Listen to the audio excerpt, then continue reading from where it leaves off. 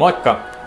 Mä olen Matti ja sarjassamme pieniä oivalluksia isosta johtamisesta mä kerron mun omiin kokemuksiin pohjautuvia näkemyksiä startup- ja varsinkin kasvuyritysten johtamisesta.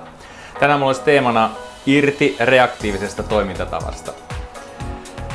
Mitä pienempi joukko tekee päätöksiä, mitä reaktiivisimmin niitä tehdään ja mitä toistuvammin tämä sama pieni joukko tekee tällaisia päätöksiä, sitä varmemmin nämä päätökset ei kestä aikaa eikä olosuhteita.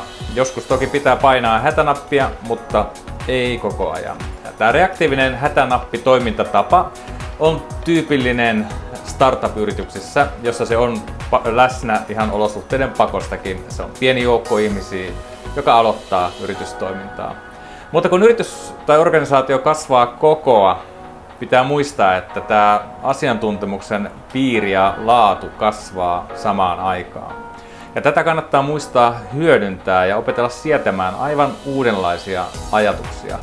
Silloin ei voi enää olla reaktiivinen ja päättää tässä ja nyt ja pienellä porukalla. Tämä isompi piiri tarkoittaa myös sitä, ja isompi henkilöstömäärä, että odotusarvo kestävämpiin päätöksiin kasvaa.